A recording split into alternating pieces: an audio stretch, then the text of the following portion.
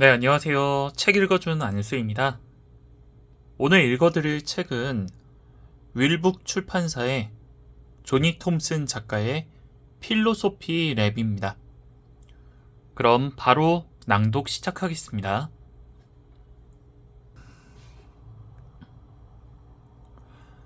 아리스토텔레스, 중용. 우리는 모두 적절한 때에 올바른 일을 하길 원합니다. 덕을 행하고 싶은 거죠. 하지만 특정한 상황에서 무엇이 올바른 일인지 어떻게 알 수 있을까요? 용감해지고 싶을 때 내 행동이 무모하지는 않은지 어떻게 확신할까요? 정중하되 답답해지지 않으려면 어떻게 해야 할까요? 자신감이 교만으로 변하는 지점은 어디일까요? 인심이 생색으로 변하는 때는 언제일까요? 플라톤의 제자 아리스토텔레스는 자신의 저서 니코마코스 윤리학에서 바로 이 문제를 다루며 중용을 해결책으로 제시합니다. 아리스토텔레스는 윤리적 행동 또는 옳은 일을 하는 것이 결국 덕의 문제로 요약된다고 주장했습니다. 실천하고 반복하며 다른 이들을 모방함으로써 다양한 미덕을 두루 갖춘 사람으로 거듭날 수 있다는 뜻이죠. 친절해지고 싶다고요? 그냥 친절한 일을 자주 하세요. 너그러워지고 싶다고요? 당신이 아는 너그러운 사람을 따라하세요.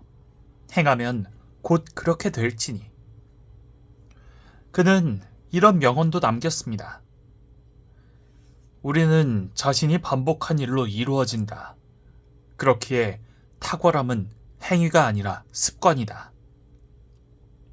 하지만 어떤 상황에서든 덕 있는 행동이 뭔지 알아내기란 쉽지만은 않습니다. 도덕적 결정이나 선택은 모두 그때그때 다르니까요. 한 상황에서 용감했던 행동이 다른 상황에서는 아닐 수도 있습니다. 어제는 상냥했던 솔직함이 오늘은 뼈아프게 잔인할지도 모릅니다. 그렇다면 덕 있는 행동을 어떻게 알아볼 수 있을까요? 아리스토텔레스는 착한 일이란 양극단의 중도라고 주장했습니다. 선한 행위는 두 가지 악, 즉 지나침과 모자람 사이에 존재합니다. 용기는 무모함과 비겁함의 중간입니다. 정중함은 시큰둥함과 야단스러움 사이에 있고요. 넉넉하려면 째째해서도 해퍼서도 안 됩니다. 고대 그리스 시인 헤시오도스의 모든 것은 적당이라는 말로 요약할 수 있겠습니다. 하지만 중용을 찾아내는 이러한 능력은 늘 쉽게 발휘되지는 않으므로 연습이 필요합니다. 그러려면 실천적 지혜가 필요하며 아리스토텔레스는 이를 프로네시스라고 불렀습니다. 올바르게 행동하고 덕을 실천하면 헬스장에서 근육을 단련하듯 차츰 이 기술을 갈고 닦을 수 있습니다. 프로네시스를 통해 직관적으로 중용을 정확히 짚어낼 수 있다는 뜻이죠. 우리는 완벽하게 윤리적인 시민이 될 것이고 어떤 상황에서든 무엇을 말할지 정확히 알게 되겠죠. 그러다 보면 언젠가는 우리처럼 완벽하게 덕을 행하려는 젊은이들이 생겨 우리를 따라할지도 모를 일이죠. 짐바르도 만들어지는 악. 당신이 나치 독일에 태어났다면 어땠을까요? 정말 솔직히 말해 당신이라면 남들과 달랐으리라 생각하시나요?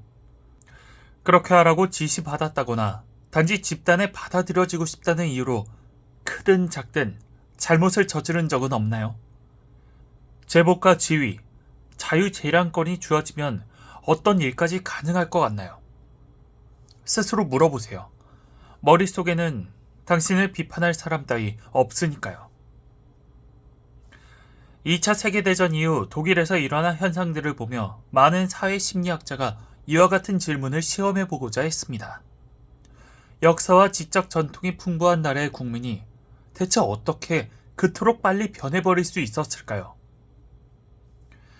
미국 심리학자 필립 짐바르도는 1971년 유명한 스탠퍼드 감옥 실험에서 75명의 성인 남성을 교도소 환경에 배치했습니다. 그중 24명은 장비를 갖추고 교도관이 되라는 지시를 받았고 나머지는 죄수가 되었습니다. 2주 예정이었던 실험은 일부 교도관이 점점 권위주의적이고 가혹하고 폭력적으로 변하면서 고작 엿새 만에 막을 내렸습니다. 짐바르도는 교도관 중 3분의 1이 가학증으로 진단받을 만한 특징을 보였다고 밝혔습니다. 그 이래로 철학자와 심리학자들은 사회적 제재가 없는 상황에서 우리가 도덕이라 부르는 것들 가운데 얼마나 많은 수가 왜곡된지 보여준 증거로 이 실험을 활용했습니다. 짐바르도는 여태껏 개인의 성향과 도덕이 사회적 맥락 또는 압력을 무시한 채 과대평가되었다는 의견을 밝혔습니다. 허가증과 제복, 역할이 주어지면 우리 모두 아우슈비츠 교도관이 될 수도 있다는 말이죠. 하지만 이후 이 실험은 수많은 비판과 정정의 대상이 되기도 했습니다. 첫째, 짐바르도 자신이 공정한 태도를 유지하지 않고 도리어 사악한 감독관 역할을 자처하며 실험 대상자들이 더욱 역할에 몰두하도록 유도했다는 점에 비판의 초점이 맞춰졌습니다. 예를 들어 짐바르도는 영화 폭력 탈옥에서 극도로 가학적인 교도관이 썼던 것과 비슷한 미러 선글라스를 교도관들에게 지급했죠. 상황이 너무 악화된 나머지 그의 연구 파트너였던 크리스티나 마슬락은 실험이 끔찍한 상태에 이르렀다고 지적했고 그제서야 짐바르도는 실험 전체를 취소했습니다. 둘째, 실제로 몇 명의 교도관이 가학적 경향을 보인다고 할 정도로 악하게 변했는지가 분명치 않습니다. 가장 심각한 행위는 데이브 애셜먼이라는 교도관 혼자 행한 것으로 보이는데 그는 연구자들에게 뭔가 연구할 거리를 주려고 의식적으로 페르소나를 꾸며냈다고 주장했습니다. 다른 이들은 적극적으로 동참했다기보다는 방관하는 잘못만을 저질렀을 가능성이 큽니다. 이런 문제점에도 짐바르도의 실험은 우리 모두에게 중요한 질문을 제기합니다. 자신이 무소불위의 권력을 쥐었다면 어떻게 할지 솔직하고 진지하게 생각해 봅시다. 그 상황에서 당신의 도덕과 가치관이 어느 정도까지 왜곡될 수 있다고 생각하시나요?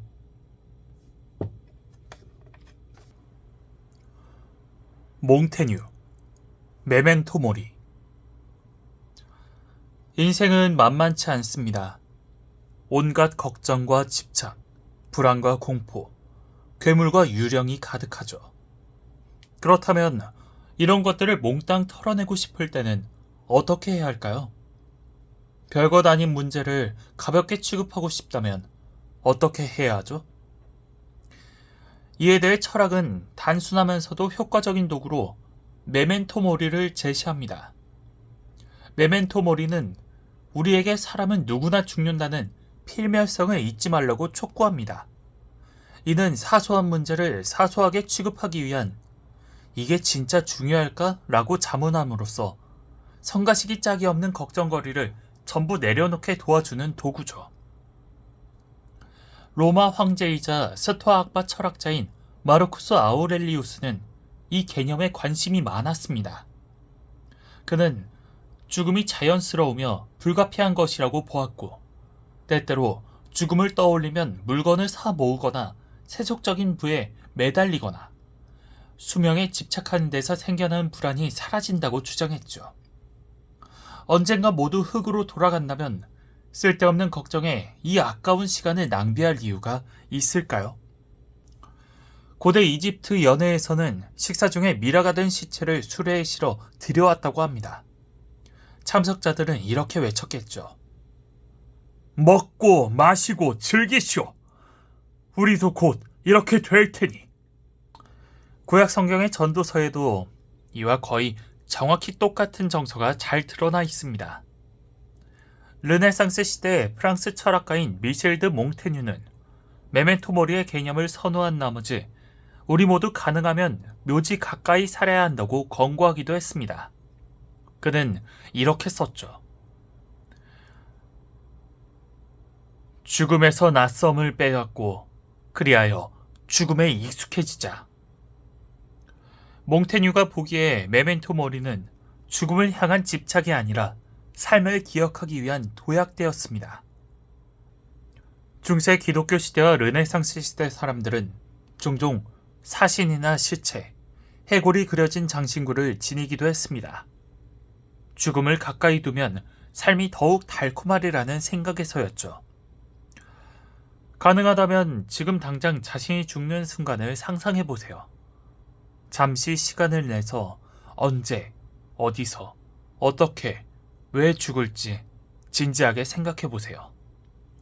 그 순간의 두려움, 한없는 막막함, 끔찍한 외로움, 혼자라는 느낌, 그리고 당신 곁을 지키다 뒤에 남겨질 사랑하는 사람들을 떠올려 보세요. 필요하다면 이 책은 내려놓아도 좋습니다. 죽음은 반드시 찾아옵니다. 이 사실을 차분히 곱씹었다면 일상의 고민은 쪼그라들고 시들 것입니다. 상사가 뭐라고 생각하든 신경이나 쓰일까요? 친구가 독한 말을 한 게 뭐 그리 중요할까요? 내가 사랑하는 사람에게 뭐하러 부르퉁하게 굴죠? 삶은 끝없는 어둠 속에서 찰나의 순간 타오르는 촛불입니다. 메멘토 모리는 우리에게 사소한 것은 사소하게, 귀중한 것은 귀중하게 다루라고 충고합니다. 니체, 영원한 회귀.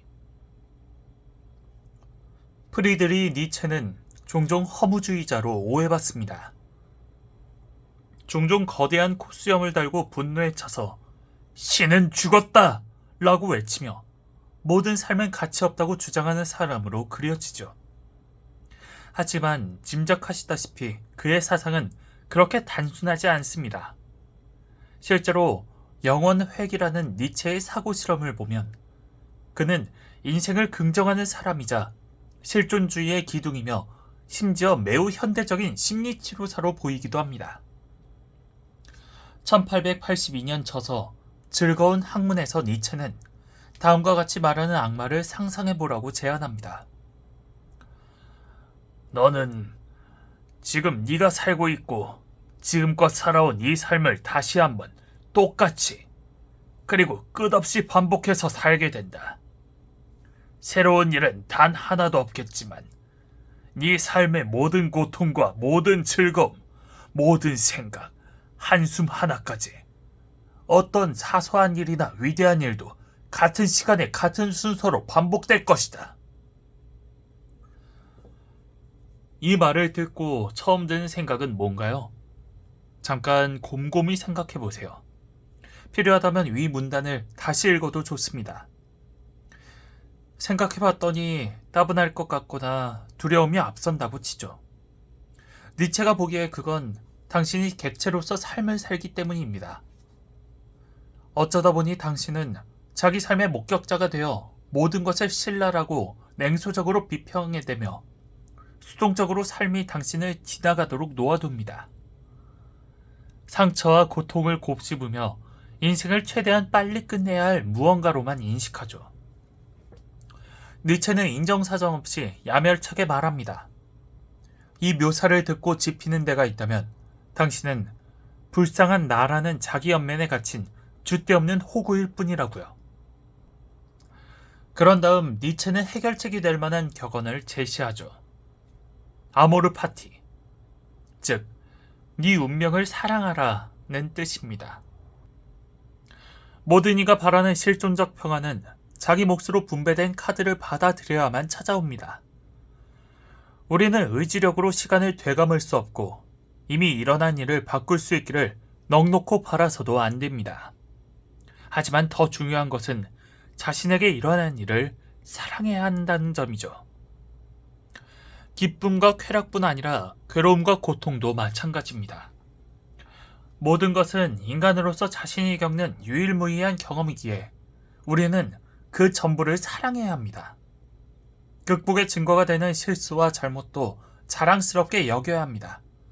우리는 그 모든 것 덕분에 존재하니까요. 영원 회귀는 수천 년 동안 여러 동양 종교의 중심이 되었고 고대 그리스 스토아 학파에서도 자주 활용되었지만 현대 서양 철학에서 이 개념을 널리 알린 것은 니체였습니다. 오늘날 사람들이 종종 쓰는 내려놓기, 마음 비우기, 캐세라세라 같은 표현도 비슷한 의미를 가리키긴 하지만 니체의 개념에는 더 많은 뜻이 담겨 있습니다. 그건 그저 무언가가 사라지기를 바라거나 털어버리는 것이 아니라 긍정적이고 적극적으로 삶을 받아들이는 것입니다. 자기 운명을 사랑하세요. 아모르 파티. 플라톤. 진정한 사랑. 사람은 누구나 늙습니다. 화를 내고 외면하고 부정할 수도 있지만 그럼에도 우리가 잘난 체하며 과시하는 것들은 전부 언젠가 시들고 쪼그라들겠죠. 그렇게 궁금해집니다. 우리가 젊고 팽팽할 때 만난 누군가를 사랑한다는 것은 어떤 의미일까요? 말로든 행동으로든 평생 함께하기로 맹세했는데 그 사람의 외모가 완전히 변해버린다면 어떻게 될까요? 사랑의 의미에 관한 글을 쓰던 플라톤은 이러한 문제를 생각하게 되었습니다. 플라톤의 사랑 이론은 육체와 영혼이라는 더 큰 주제를 다룹니다. 플라톤의 관점에서 인간이란 단순하게 말하면 육체에 갇힌 영혼입니다. 영혼은 인간의 가장 순수한 본질이며 인간은 영혼이 있기에 이 타락하고 거짓된 환영에 불과한 세상을 초월해서 명목상의 현실 뒤에 숨은 진전하고 완벽한 현실, 즉 이데아를 인식할 수 있습니다. 호는 진실의 창인 셈이죠. 이러한 생각을 토대로 플라톤은 사랑이 두 종류, 즉 세속적인 사랑과 신성한 사랑으로 나뉜다고 주장했습니다. 저속한 사랑, 즉 세속적 사랑은 물질적이고 헛되며 얄팍합니다. 매혹이자 성욕, 욕망이기도 하죠. 쾌락만을 토대로 삼기에 피부가 처지고 머리가 하얗게 새면 사랑도 식습니다.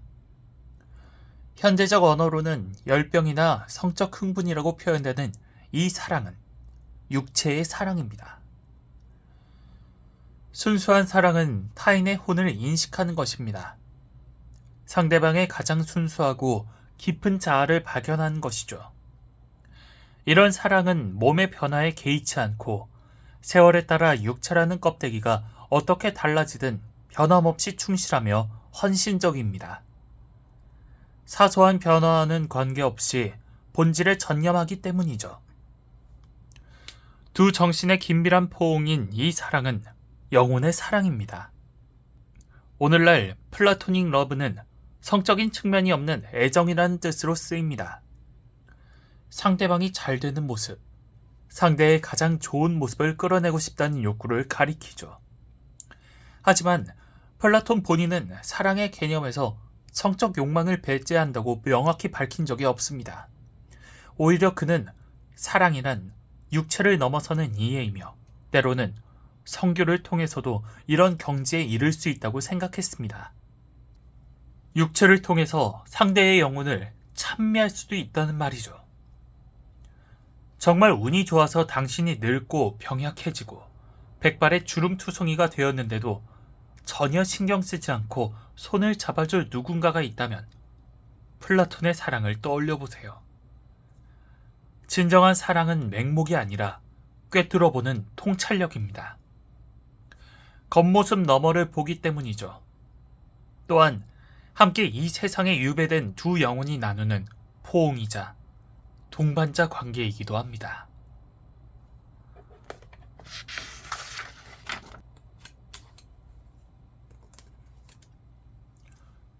공자, 소속감.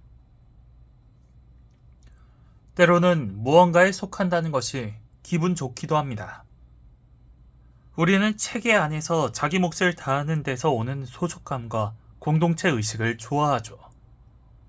인간은 대체로 자신이 사회에서 어떻게 적응하면 되는지 알고 싶어 합니다. 규칙은 무엇인지, 어떻게 행동해야 하는지, 허용되는 범위는 어디까지인지 등 인간에게 좋아하는 자연스러운 일입니다. 예는 유교의 핵심 교리입니다. 고대 중국 철학자 공자의 사상을 기본으로 삼는 유교는 일종의 세속 종교에 해당합니다.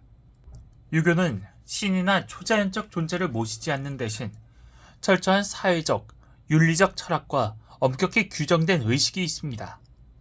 예는 그런 의식의 일부죠. 종종 적절한 행동거지로 번역되며 비록 어느 정도는 종교적인 면이 있으나 일상 속에서 사람을 대할 때도 적용됩니다. 유교에서는 세상에 질서가 존재하며 인간의 성취는 이 사실을 인식하고 나아가 이 질서를 실천하는 데서 온다고 가르칩니다. 이 질서는 사람 사이의 온갖 종류의 관계를 만들어내죠. 예는 이런 관계에 적용되는 모든 긍정적 행동, 공동체를 하나로 묶는 처신을 아울러 가리킵니다. 유교, 그리고 많은 동양 철학에서는 인간의 본질을 전체론적으로 바라봅니다. 다시 말해, 우리의 정체성과 목적은 다른 사람과의 관계 속에서 정의된다는 뜻이죠. 나는 딸, 친구, 아버지, 이웃 등의 역할과 결합할 때만 의미를 지닙니다. 그렇게 예는 다른 사람을 향하는 행동을 나타냅니다. 나아가 우리의 정체성을 외면화하고 그것을 타인에게 반영하며 연결하죠. 서양에서도 예가 반드시 생소한 개념은 아닙니다. 소리를 맞춰 합창하는 즐거움, 할머니의 장바구니를 들어드리는 뿌듯함, 가족과 공동체 국가에 소속되는 자부심 같은 것이죠. 예는 우리가 자신을 맨 앞이나 맨 끝에 두지 않고 딱 알맞은 곳에 속할 때의 상황과 행동으로 구성됩니다. 즐겁고 만족스러운 마음으로 자신의 대사를 읊고 역할을 연기하며 다른 이들이 차례로 참여하기를 기다리는 것이죠.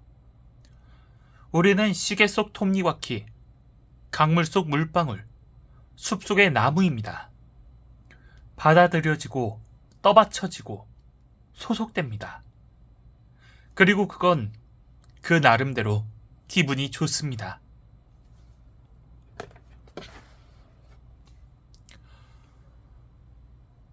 아리스토텔레스, 우정.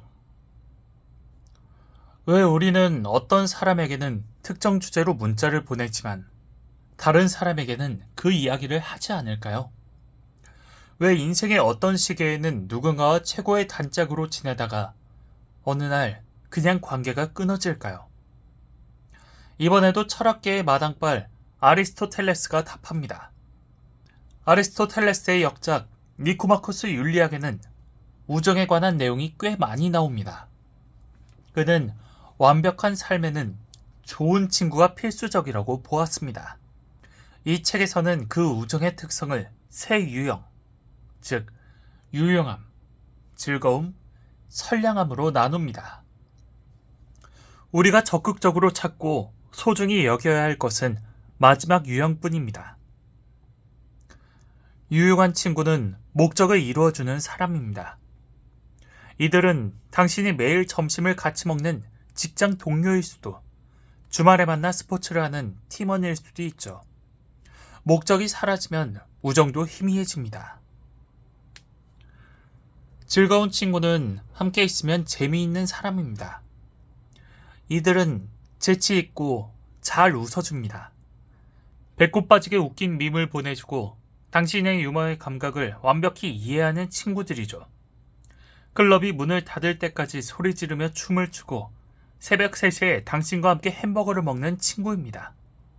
하지만 나이가 들거나 습관이 바뀌면서 이러한 친구들은 점점 더 멀어지고 결국 행복한 추억과 향수 속에 박제됩니다. 선량한 친구는 당신이 행복하고 잘 되기를 바라는 사람입니다. 당신에게 걔는 너하고 안 맞는 것 같아 라든가 너는 이번에 꼭 승진할 거야 같은 말을 해주는 친구죠. 이들은 당신의 비밀을 절대 누설하지 않고 당신이 눈물을 흘릴 때 곁을 지킵니다. 당신을 신방시키지 않고 항상 당신을 믿어줍니다.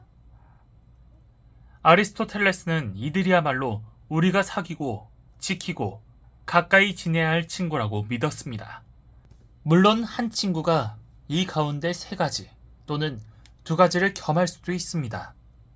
아리스토텔레스도 우리가 굳이 앞쪽 두 유형의 친구를 버릴 필요는 없으며 어떤 유형의 친구인지 알고 있으면 된다고 말했죠. 가장 진정한 친구인 선량한 친구를 소중히 여기고 그들과 끈끈한 관계를 유지하세요. 그들은 우리의 잠재력을 최고로 끌어올려주는 존재니까요. 네, 오늘은 이렇게 필로소피 랩이라는 책을 읽어봤습니다.